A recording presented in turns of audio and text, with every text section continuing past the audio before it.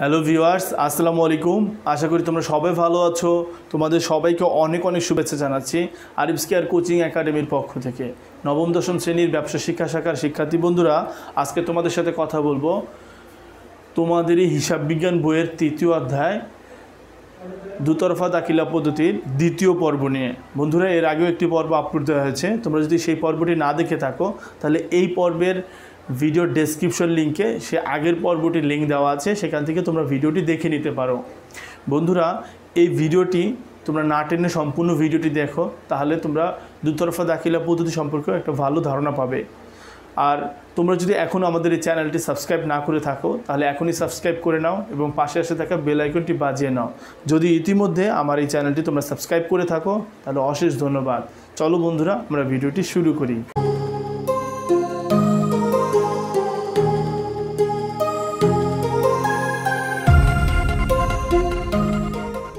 তো বন্ধুরা, তোমরা দেখতে পাচ্ছ এখানে আমি আজকের আলোচ্যসূচি লিখে রেখেছি।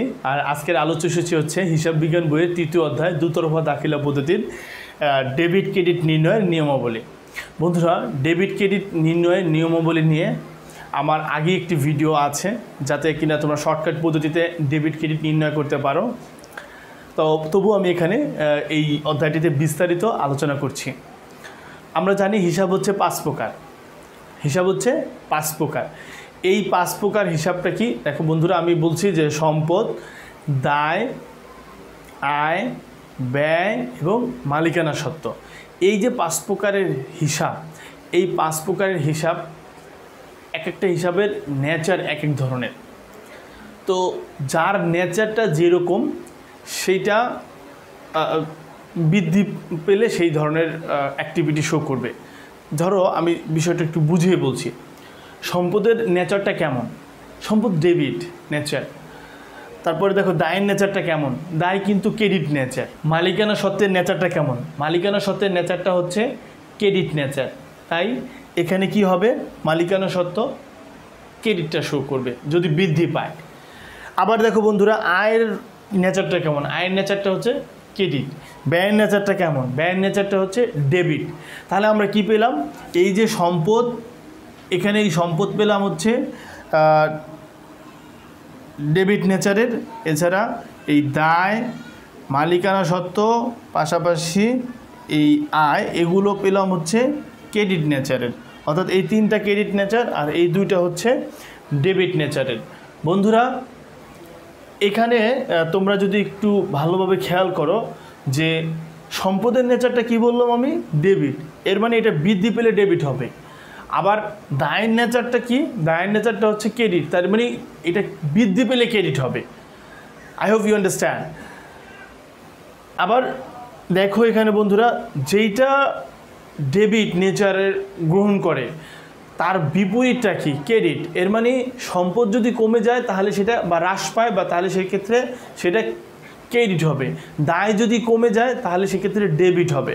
I hope you understand.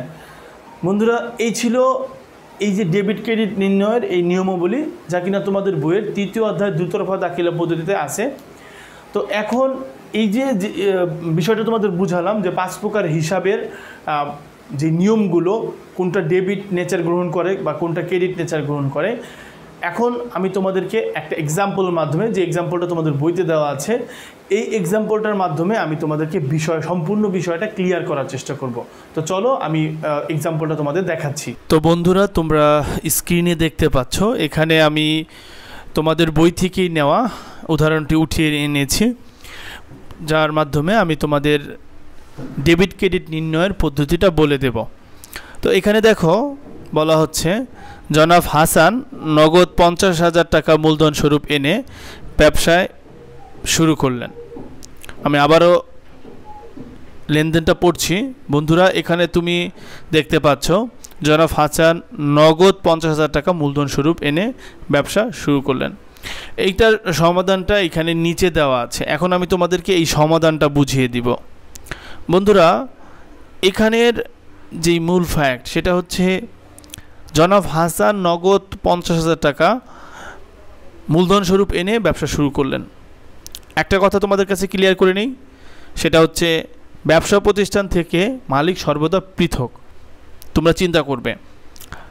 আর তুমি যে লেনদেনটা করবে বা তুমি যে অঙ্কটা করবে, তুমি যে হিসাবটা করবে, সব সময় একটা কথা মনে রাখবে যে তুমি হচ্ছ ওই ব্যবসা প্রতিষ্ঠানের একজন অ্যাকাউন্ট্যান্ট। তাহলে তোমার কাছে লেনদেনটা করতে বা হিসাবটা করতে অনেক বেশি সুবিধা হবে। বন্ধুরা, এখানে যেই সমাধানটা করেছে সেই সমাধানটা হচ্ছে নগদান হিসাব ডেবিট, মূলধন হিসাব ক্রেডিট। এখন প্রশ্ন হচ্ছে কেন নগদান হিসাব ডেবিট এবং মূলধন হিসাব ক্রেডিট হলো। বন্ধুরা, তোমরা জানো যে মালিক ব্যবসা প্রতিষ্ঠানে যেই অর্থ প্রদান করে সেটা হচ্ছে মূলধন, এবং মালিক ব্যবসা প্রতিষ্ঠান থেকে যেই অর্থ বা পণ্য নিয়ে যায় সেটা হচ্ছে উত্তোলন। তো এখন আসো আমরা চিন্তা করি যে নগদ অর্থ যেহেতু মালিক ব্যবসা প্রতিষ্ঠানে দিয়েছে, তাহলে নগদ অর্থটা কি, হিসাবের 5 প্রকারের ভিতরে কোনটার ভিতরে অন্তর্ভুক্ত হতে পারে। অর্থাৎ নগদ অর্থ হচ্ছে সম্পদ। তো যেহেতু নগদ অর্থ সম্পদ, তো আমরা সম্পদের ক্রাইটেরিয়া কি দেখিয়েছিলাম তোমাদের? সম্পদের ক্রাইটেরিয়ায় দেখিয়েছিলাম যে সম্পদ বাড়লে ডেবিট হয়, কমলে ক্রেডিট হয়। কিন্তু মালিক প্রতিষ্ঠানের নগদ অর্থ দেওয়ার ফলে কি বেড়েছে না কমেছে? অফকোর্স ব্যবসা প্রতিষ্ঠানের অর্থ বেড়েছে, তাই আমরা কি করব? তাই আমরা হচ্ছে এই নগদান হিসাবটাকে ডেবিট করব, যা কিনা এখানে করা হয়েছে। এখন সেকেন্ড প্রশ্ন হচ্ছে কিভাবে এই নগদ অর্থটা বাড়লো। বন্ধুরা, আমরা জানি যে ব্যবসা প্রতিষ্ঠানে নগদ অর্থ বেড়েছে হচ্ছে মূলধন হিসাবে যে অর্থটা এসেছে তার মাধ্যমে, যার কারণে কিনা এখানে মূলধন হিসাবটাকে আমরা ক্রেডিট করেছি। বন্ধুরা, আশা করি তোমরা বিষয়টা বুঝতে পেরেছো। দ্বিতীয় লেনদেনটায় আসো, দ্বিতীয় লেনদেনটা নিয়ে আলোচনা করি। সেখানে বলা হচ্ছে অফিসের জন্য আসবাবপত্র ক্রয় 5,000 টাকা। বন্ধুরা, এখানে দেখো আসবাবপত্র ক্রয় করা হয়েছে। আসবাবপত্র কি? আসবাবপত্র হচ্ছে সম্পদ। আমরা সম্পদের ক্রাইটেরিয়ায় কি পড়েছিলাম? সম্পদের ক্রাইটেরিয়ায় পড়েছিলাম যে সম্পদ বাড়লে ডেবিট হবে, কমলে ক্রেডিট হবে। তো আসবাবপত্র ক্রয়ের ফলে কি সম্পদ বেড়েছে না কমেছে? অফকোর্স সম্পদ বেড়েছে, এই জন্য আমরা আসবাবপত্র হিসাবটাকে ডেবিট করব। তাই তোমরা দেখতে পাচ্ছ এখানে আসবাবপত্র হিসাবটাকে ডেবিট করা হয়েছে। এখন প্রশ্ন আছে বন্ধুরা, যেহেতু আমরা দুতরফা দাখিলা পদ্ধতিতে অঙ্কগুলো করছি, তো প্রত্যেকটা লেনদেনের কিন্তু 2টা পার্ট থাকবে, একটা ডেবিট পার্ট, একটা ক্রেডিট পার্ট। এখন যদি কিনা এই অঙ্কটার ফার্স্ট স্টেপ অর্থাৎ আসবাবপত্র হিসাবটাকে আমরা ডেবিট করি, তাহলে এখন প্রশ্ন হচ্ছে তাহলে ক্রেডিট কি হবে? বন্ধুরা, এখানের ক্রেডিট হবে হচ্ছে নগদান হিসাব, কারণ আসবাবপত্রটা ক্রয় করতে গেলে নগদান হিসাবটাকে নগদ টাকা আমাদের কাছ থেকে কমে গেছে। এক পক্ষে সম্পদ বেড়েছে, অপর পক্ষে সম্পদ আবার কমেছে। নবম দশম শ্রেণীর শিক্ষার্থী বন্ধুরা, এইখানে তোমরা যে ভুলটি করো সেটা হচ্ছে যে অফিসের জন্য আসবাবপত্র ক্রয় করা হলেও তোমরা এখানে যেই মারাত্মক একটা ভুল করো সেটা হচ্ছে ক্রয় হিসাবটাকে তোমরা ডেবিট করে দাও। এখন এখানে ক্রয় হিসাবটাকে তুমি কেন ডেবিট করতে পারবে না? একটা প্রশ্ন তোমার মনের ভিতর জাগতে পারে। আমি স্ট্রেট কাট বলবো ক্রয় হিসাবটাকে তোমরা ডেবিট করতে পারবে না, এই জন্য কারণ ক্রয় এখানে কিন্তু পণ্য ক্রয় করা হয়নি, এখানে সম্পদ ক্রয় করা হয়েছে। আর যদি সম্পদ ক্রয় করা হয়, যেরকম দালান কোঠা, আসবাবপত্র, ভূমি, এই ধরনের সম্পদ ক্রয় করা হলে তাহলে অফকোর্স ওই সম্পদের নামে ডেবিট করবে, ক্রয় নামে ডেবিট করবে না। চলো বন্ধুরা, আমরা আলোচনা করি এখন 3য় নম্বর লেনদেনটি নিয়ে, যেখানে বলা হচ্ছে কর্মচারীর বেতন প্রদান। বন্ধুরা, এখানে কর্মচারীর বেতন প্রদান অর্থাৎ এটা কি প্রতিষ্ঠানের জন্য একটা কি ব্যয়, অর্থাৎ বেতন প্রতিষ্ঠানের জন্য একটা ব্যয়। তো আসো আমরা ব্যয়ের ক্রাইটেরিয়া জানি। ব্যয়ের ক্রাইটেরিয়াতে আমরা তোমাদের দেখিয়েছি সেখানে ব্যয়টা যদি বাড়ে তাহলে সেক্ষেত্রে নগদান হিসাবটাকে আমরা অফকোর্স ক্রেডিট করব, আর ব্যয়টাকে আমরা অবশ্যই ডেবিট করব। অর্থাৎ ব্যয় বাড়লে ডেবিট, ব্যয় কমলে ক্রেডিট। তো বেতন দেওয়ার ফলে তো ব্যয় বেড়েছে, এই জন্য আমরা এটাকে অবশ্যই ডেবিট করে দেবো। এখানে এই জন্য দেখো বন্ধুরা, এখানে এই যে বেতন হিসাবটাকে ডেবিট করা হয়েছে, এখন বেতন দিতে আমার কাছ থেকে কি চলে গেছে? বেতন দিতে গিয়ে আমার কাছ থেকে নগদ টাকা চলে যাওয়ায় আমি এই যে নগদান হিসাবটাকে ক্রেডিট করেছি। বন্ধুরা, আশা করি তোমরা বিষয়টি বুঝতে পেরেছো। এরপরে দেখো বন্ধুরা, এখানে আছে পণ্য ক্রয় 20,000 টাকা। পণ্য ক্রয় 20,000 টাকা। তো সেক্ষেত্রে আমরা কি করব? পণ্য ক্রয় যেহেতু 20,000 টাকা, তো বন্ধুরা ক্রয় কি? ব্যয়। তো ক্রয় যদি ব্যয় হয় প্রতিষ্ঠানের জন্য, তা আমরা ব্যয়ের ক্রাইটেরিয়াটা দেখি। ব্যয়ের ক্রাইটেরিয়াটা যদি দেখি তাহলে আমরা সেখানে দেখতে পাই ব্যয় যদি বৃদ্ধি পায় তাহলে সেক্ষেত্রে আমরা ব্যয়টাকে ডেবিট করব, আর ব্যয়টা যদি হ্রাস পায় তাহলে আমরা সেক্ষেত্রে ব্যয়টাকে ক্রেডিট করব। কিন্তু পণ্য ক্রয়ের ফলে তো ব্যয় বৃদ্ধি পেয়েছে, হ্রাস পায়নি, তাই আমরা কি করব? এই ক্রয় হিসাবটাকে ডেবিট করব। এখন প্রশ্ন হচ্ছে যে ক্রয় হিসাবটাকে যদি আমরা ডেবিট করি তাহলে সেক্ষেত্রে আমাদের কাছ থেকে কি চলে গেছে? পণ্য ক্রয় করতে গিয়ে বন্ধুরা আমাদের সম্পদ কমে গেছে, অর্থাৎ নগদ টাকা কমে গেছে। আমরা জানি যে সম্পদ কমে গেলে সেক্ষেত্রে আমাদের ক্রেডিট করতে হবে। এই জন্য দেখো বন্ধুরা এখানে যে নগদ টাকা বা নগদান হিসাবটাকে আমরা ক্রেডিট করেছি। আশা করি শিক্ষার্থী বন্ধুরা তোমরা এই হিসাবটিও বুঝতে পেরেছো। বন্ধুরা 5 তারিখের লেনদেনটা যদি দেখো তাহলে দেখবা যে ব্যাংকে জমা দেওয়া হলো। ব্যাংকে জমা দিলে প্রতিষ্ঠানের ক্ষেত্রে যদি তুমি চিন্তা করো তাহলে দেখবা যে প্রতিষ্ঠান থেকে নগদ অর্থ বের হয়ে গেছে। আবার আরেক দৃষ্টিকোণ থেকে যদি তুমি চিন্তা করো তাহলে দেখবা যে বন্ধুরা এই টাকাটা কিন্তু আবার ব্যাংকে গিয়ে জমা হয়েছে, যেটা কিনা আবার ওই ব্যাংকেরই ওই প্রতিষ্ঠানেরই হিসাব। এখন তাহলে সেক্ষেত্রে আমরা কি করব? প্রথম কথা হচ্ছে আমাদের সম্পদটা কোথায় আছে? ব্যাংকে আছে। তো সম্পদ যদি ব্যাংকে থাকে তাহলে প্রথমে ব্যাংক হিসাবকে আমরা ডেবিট করব। বন্ধুরা ব্যাংকে জমা দিতে গিয়ে আমাদের কাছ থেকে কি চলে গেছে? আমাদের কাছ থেকে নগদ অর্থ চলে গেছে। এই জন্য আমরা এখানে নগদান হিসাবটাকে ক্রেডিট করে দিচ্ছি। আশা করি বুঝতে পেরেছো। 6 তারিখের লেনদেনটা দেখো বন্ধুরা, এখানে বলা হচ্ছে পণ্য বিক্রয় করা হলো 18,000 টাকা। পণ্য বিক্রয় যদি 18,000 টাকা করা হয় তাহলে সেক্ষেত্রে আমরা কি করব? দেখো বন্ধুরা বিক্রয়টা কি একটা প্রতিষ্ঠানের জন্য? বিক্রয়টা কিন্তু একটা প্রতিষ্ঠানের জন্য আয় হিসাবে বিবেচিত হয়, কারণ বিক্রয়ের মাধ্যমে প্রতিষ্ঠানে অর্থ চলে আসে। এখন বিক্রয়টা যদি আয় হয়, চলো আমরা দেখি আয়ের নেচারটা কি। আয়ের নেচারটা হচ্ছে ক্রেডিট। তাহলে আয় যদি বৃদ্ধি পায় তাহলে ক্রেডিট হয়, আয় যদি হ্রাস পায় তাহলে সেক্ষেত্রে ডেবিট হয়। বন্ধুরা তাহলে আমরা যদি দেখো বিক্রয় করার ফলে আয়টা বৃদ্ধি পেয়েছে, এই জন্য আমরা বিক্রয় হিসাবটাকে ক্রেডিট করতে হবে। সেকেন্ড প্রশ্ন, তাহলে নির্দিষ্ট পরিমাণে একটা ডেবিট লাগবে। এখন প্রশ্ন হচ্ছে তাহলে বিক্রয় করার ফলে আমার প্রতিষ্ঠানে কি আসলো? বিক্রয় করার ফলে আমার প্রতিষ্ঠানে নগদ অর্থ চলে এসেছে, যার জন্য কিনা আমরা এই নগদান হিসাবটাকে ডেবিট করব। তাহলে পূর্ণাঙ্গ লেনদেনটা যদি আমি তোমাদের কাছে আবারও বলি তাহলে সেক্ষেত্রে কী দাঁড়ায়? যে নগদান হিসাব ডেবিট 18,000 টাকা, বিক্রয় হিসাব ক্রেডিট 18,000 টাকা। আশা করি বন্ধুরা তোমরা বুঝতে পেরেছ। বিজ্ঞাপন বাবদ চেক প্রদান করা হলো 7,000 টাকা। বন্ধুরা বিজ্ঞাপন বাবদ চেক প্রদান, একটা প্রতিষ্ঠানের দৃষ্টিকোণ থেকে বিজ্ঞাপন যদি চিন্তা করি তাহলে সেক্ষেত্রে সেই বিজ্ঞাপনটা কি একটা প্রতিষ্ঠানের জন্য? অফকোর্স ব্যয়, কারণ অর্থ ব্যয় করেই আমাদের বিজ্ঞাপনটা দিতে হয়। তো এক্ষেত্রে দেখো শিক্ষার্থী বন্ধুরা, যদি একটা প্রতিষ্ঠানের দৃষ্টিকোণ থেকে বিজ্ঞাপনটাকে আমরা ব্যয় ধরে নিই তাহলে ব্যয়ের নেচারটা কি? ব্যয়ের নেচার হচ্ছে ডেবিট, অর্থাৎ ব্যয় বাড়লে ডেবিট হবে এবং কমলে ক্রেডিট হবে। তা বিজ্ঞাপন প্রদানের ফলে কিন্তু ব্যয়টা বেড়েছে, এজন্য আমরা অফকোর্স বিজ্ঞাপন হিসাবটাকে ডেবিট করে দিব।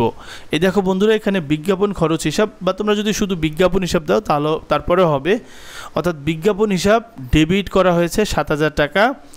এখন নেক্সট প্রশ্ন হচ্ছে তাহলে ক্রেডিটটা কি হবে? তোমাদের কাছে প্রশ্ন করি যে এই বিজ্ঞাপনটা করার ফলে তোমার কাছ থেকে কি চলে গেছে? টাকা চলে গেছে। টাকাটা তোমার কাছ থেকে কীভাবে গেছে? নগদ অর্থের মাধ্যমে নাকি ব্যাংকের মাধ্যমে?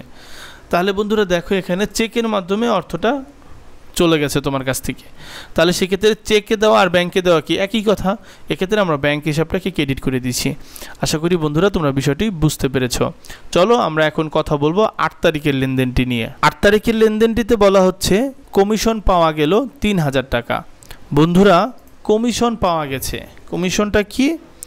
কমিশনটা হচ্ছে তুমি তার মাল বিক্রি করে দিবে কোনো প্রতিষ্ঠানের বা কোনো কোম্পানির, যার বিনিময়ে তোমাকে কমিশন দেওয়া হবে। এই কমিশনটা কিন্তু তোমার জন্য এক প্রকারের আয়। যেহেতু কমিশনটা তোমার জন্য আয়, তাই তোমাকে এটা কিন্তু তোমার লাভ বা তোমার আয়।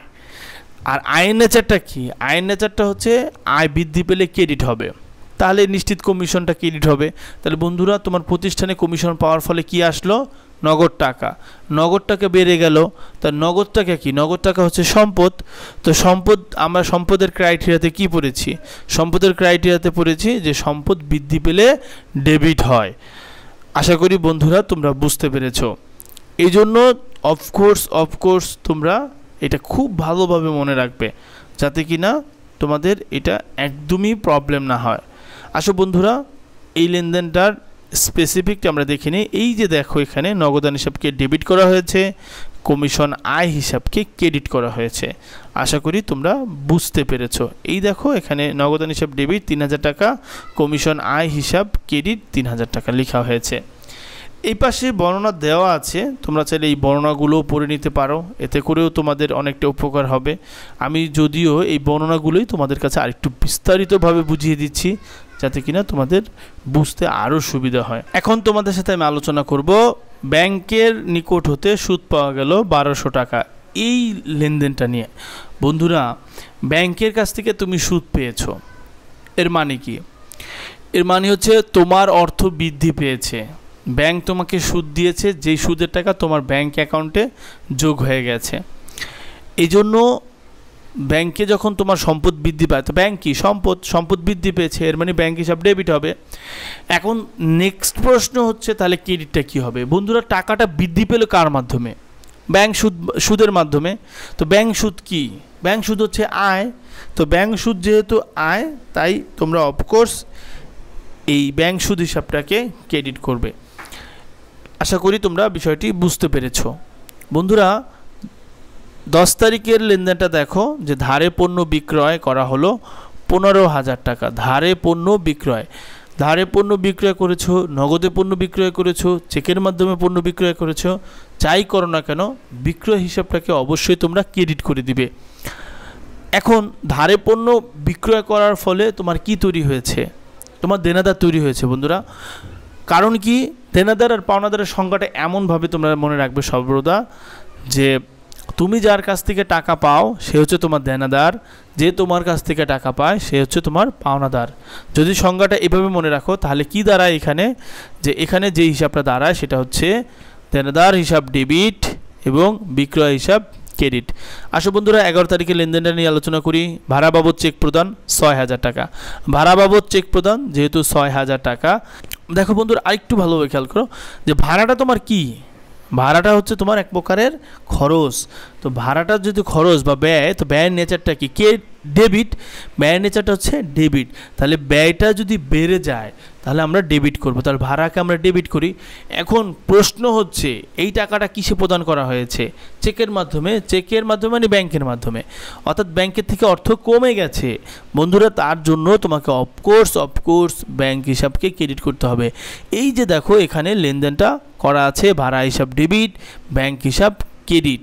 আশা করি তোমরা বুঝতে পেরেছো। এখন দেখো বন্ধুরা, এখানে আছে একটা লেনদেন, সে সর্বশেষ, যেটা ব্যবসায়ের প্রয়োজনে ব্যাংক হতে উত্তোলন 8,000 টাকা। অর্থাৎ ব্যবসায়ের প্রয়োজনে ব্যাংক হতে উত্তোলন 8,000 টাকা। এর আগে ব্যবসায়ের টাকা ব্যাংকে জমা দেওয়া হয়েছিল, তখন আমরা ব্যাংক হিসাবকে ডেবিট, নগদান হিসাবকে ক্রেডিট করেছি। তাহলে এখন ব্যাংক থেকে যখন টাকাটা উত্তোলন করেছে তার বিপরীতটা করে দাও, অর্থাৎ নগদান হিসাব ডেবিট, ব্যাংক হিসাব ক্রেডিট। ঝামেলা শেষ হয়ে গেল। নবম দশম শ্রেণীর ব্যবসা শিক্ষা শাখার শিক্ষার্থী বন্ধুরা, আশা করি আমার এই টিউটোরিয়ালটি তোমাদের ভালো লেগেছে।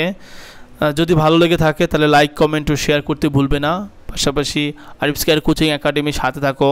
বন্ধুরা, তোমরা আমাদের সাপোর্ট করো যাতে কিনা আমি আরও নতুন ভিডিও তোমাদের সামনে নিয়ে আসতে পারি। আমাদের এই ভিডিওগুলো তোমাদের বন্ধুদের সাথে শেয়ার করে দাও।